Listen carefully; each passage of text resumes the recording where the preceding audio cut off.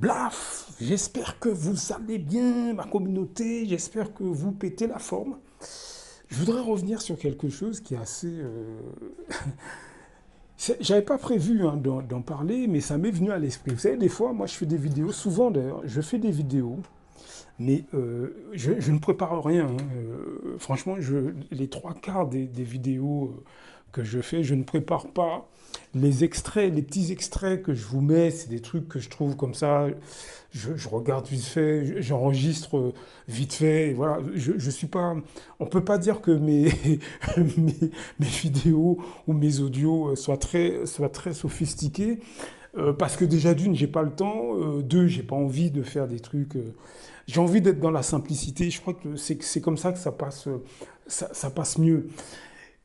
Comme vous le savez, je parle beaucoup de poids économique, des choses comme ça, mais de manière un petit peu différente. Moi, ce que j'aborde souvent, c'est ben, les mentalités qui nous empêchent de faire les bons choix. C'est nos mentalités qui nous empêchent, nos freins qui nous empêchent de faire les bons choix. J'en ai déjà parlé, hein. J'ai déjà dit dans plusieurs audios que notre manque de poids économique, bah, il est dû au fait qu'on ne s'intéresse pas, on veut la sécurité, hein, donc on va dans des emplois qui sont mal payés. Même quand ils sont bien payés, un emploi, c'est pas du tout, c'est pas là que vous ferez des millions. Hein.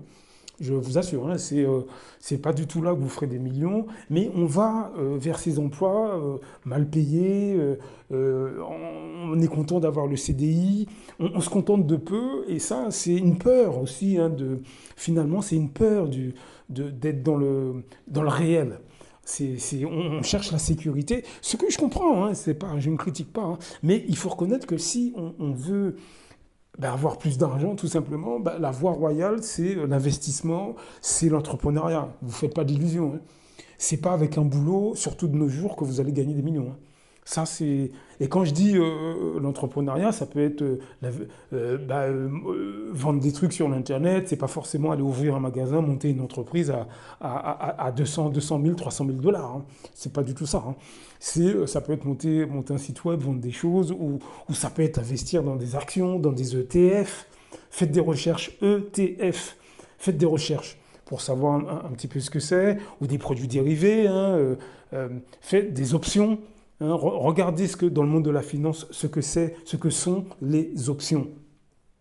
Et il y a quelque chose qui nous freine énormément, j'en parle beaucoup, hein, ce sont ces afrodescendants, nos compatriotes qui, au sein de nos familles, nos amis, en réalité nous agressent, ne nous respectent pas.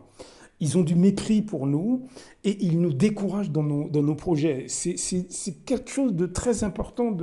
Il faut qu'on garde ça à l'esprit. Hein. Alors, il n'est pas question de rejeter la faute sur tout le monde. Ce n'est pas ce que je suis en train de dire du tout. Je dis simplement que c'est une composante et il faut qu'on observe ces phénomènes. J'en ai déjà parlé. Je vais vous donner un exemple. Moi j'ai été dans beaucoup de milieux, je suis martiniquais, j'ai été dans beaucoup de milieux avec mes compatriotes, hein, et j'ai observé mais énormément de martiniquais. Et je me suis rendu compte que beaucoup sont des charlatans, hommes ou femmes, hein, hypocrites, négrophobes. Ils ont du mépris pour la Martinique, à tout point de vue, hein, la culture, la négritude, etc. Ils ont du mépris, ça ne les intéresse pas. Mais ils font semblant. Et vous retrouvez les mêmes profils, hein, que ce soit Guadeloupe, que ce soit Guyane, que ce soit toute l'Afrique francophone. Vous avez ce profil parmi vos compatriotes et ils sont parmi vos amis et vos familles. Ils ont du mépris pour tout ça. Et ce qu'ils utilisent pour pas que vous en rendiez compte, parce que vous imaginez bien qu'ils ne vont pas ouvertement vous dire que l'Afrique, ça les répugne, la Caraïbe, ça les répugne, l'africanité, ça les répugne. Ils ne vont pas vous le dire ouvertement. Ce qu'ils font, ils utilisent la ruse. Ils sont sournois et souvent très mesquins. Les gens que je vous décris sont sur toute l'échelle sociale. Hein. Ils peuvent tout à fait être ingénieurs ou ouvriers, hein, c'est pareil. On les retrouve en politique, on les trouve, je sais pas, journalistes, sportifs de haut niveau. Enfin, ces Africains ou ces Afro-Antillais, je veux dire, ils sont sur toute l'échelle sociale. Hein. Il n'y a pas un groupe en particulier qui est plus touché par rapport aux autres. Il y a une technique que ces gens utilisent énormément, énormément, hein, que j'ai beaucoup vu parmi les Martiniquais, mais encore une fois, dans tout le monde noir, c'est pareil, c'est boire, manger, rigoler. C'est-à-dire que quand ils sont devant vous, voilà ce qu'ils font. On mange, on boit, on rigole, on plaisante. Mais en fait, c'est une façon économiquement, de vous tenir au plus bas. Vous voyez ce que je veux dire? C'est une façon de vous maintenir au plus bas. C'est comme ça, tant que vous mangez, dansez et rigolez avec eux, ben, vous ne progressez pas dans ce que vous avez à faire. C'est ce que beaucoup de Martiniquais font vis-à-vis de leurs compatriotes. Je les regarde faire au quotidien. Ils mangent, boivent, parlent fort, font des grands gestes, hommes ou femmes, hein, rigolent, ha ha ha. Mais en fait, c'est une façon de vous tenir au plus bas. Et ce qu'ils exigent de vous, écoutez bien, ce qu'ils exigent de vous, c'est de l'attention. Ils veulent, c'est comme ça qu'ils vident de leur énergie l'ensemble de leurs compatriotes. Parce que quand vous la regardez plaisanter, blaguer, frimer, etc., vous leur donnez votre attention. Ça veut dire que quelque part, ils vous contrôlent sans que vous ne vous en rendiez compte. C'est ce que font beaucoup de Martiniquais et beaucoup de Noirs français ou francophones. C'est ce qu'ils font au sein de leur communauté, enfin, ce qui devrait être leur communauté. Et dans nos pays, ils font exactement la même chose. C'est une manière de casser son groupe culturel, mais sans être vu. Est-ce que vous comprenez ce que je veux dire? Parce que vous leur donnez votre attention, donc votre énergie. Vous les suivez dans ce qu'ils font, donc vous écoutez ce qu'ils disent. Donc eux, ça leur donne de l'importance. Et donc, ils vous écrasent d'une certaine manière. Et en échange, ce que eux, ils vous donnent, c'est des blagues, rigoler, sortir, manger. Est-ce que vous voyez ce que je veux dire? C'est-à-dire que vous donnez votre énergie. Mais eux, ils vous donnent ce qu'il y a de plus facile. Parce que aller manger un truc et rigoler dans un bar, ça c'est facile à faire. Hein. Mais par contre, donner son attention à quelqu'un, donner ses idées à quelqu'un, etc., ça c'est beaucoup plus profond.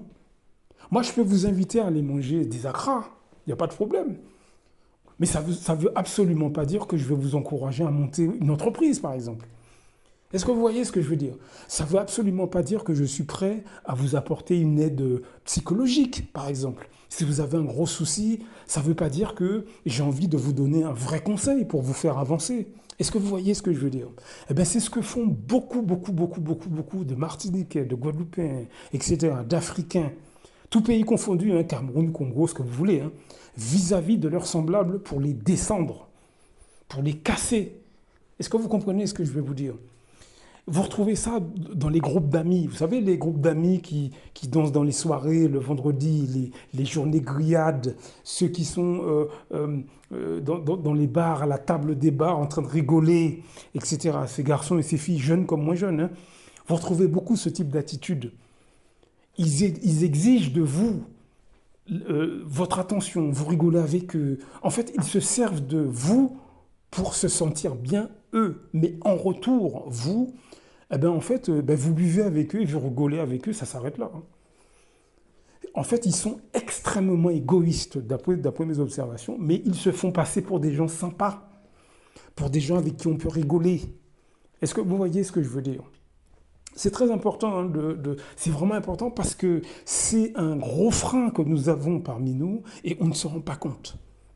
Ces gens, en réalité, les Martiniquais que j'ai vus faire ça, il y en a des centaines de milliers qui font ça, hein, au quotidien en 2025, mais depuis des décennies,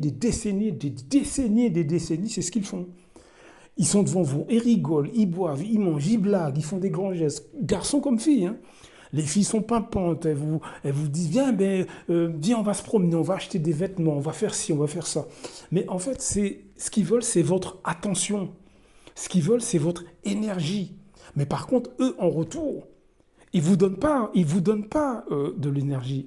Mais de l'énergie dans le sens où, si vous avez un projet, par exemple, ils ne vont pas vous donner un bon conseil. Ils ne vont pas vous encourager. Ils ne vont pas prendre de vos nouvelles pour savoir où en est votre projet, de manière à vous pousser. Vous voyez ce que je veux dire? Ils ne vont pas faire ça. Non, eux, tout ce qu'ils vous donnent, c'est manger, danser, rigoler. Et ça, c'est de la manipulation. Nous avons malheureusement une catégorie, hein, de nos compatriotes qui sont entièrement négrophobe, anti-race noire, totalement méprisant. Totalement méprisant. Alors comment on se rend compte que c'est du racisme anti-race noire? Comment on se rend compte?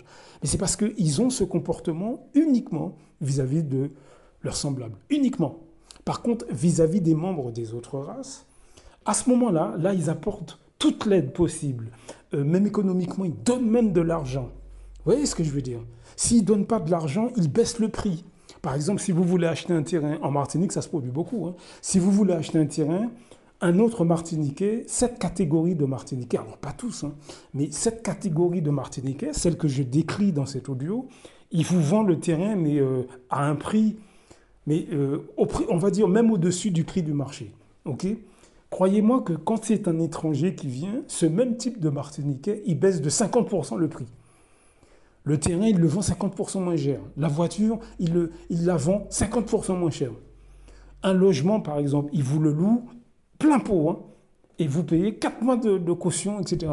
Un étranger, oh, il baisse un peu le prix, la personne paie 2 mois de caution, c'est bon.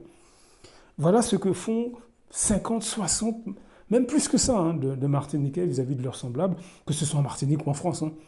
Et au sein du monde noir, c'est exactement la même chose.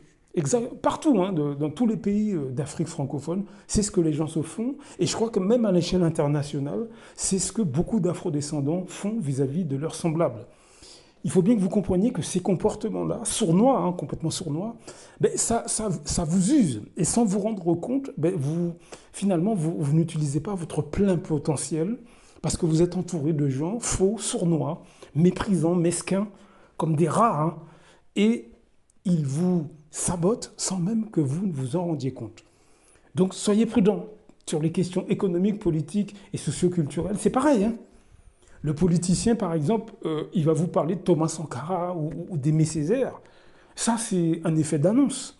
Mais en réalité, il ne partage pas du tout la philosophie de ces grands leaders panafricains. Pas du tout. Tout ce qu'il veut, c'est l'attention des gens. Quand il prononce Aimé Césaire, il sait bien que beaucoup d'afrodescendants vont l'écouter. Est-ce que vous voyez ce que je veux dire? Lorsque quelqu'un parle de Thomas Sankara, etc., mais en fait, beaucoup de ces gens, ils savent bien que c'est un mot-clé. Mais en réalité, ils ne partagent pas du tout la philosophie de ces gens. Donc soyez complètement sur vos gardes. Blaf! À très bientôt.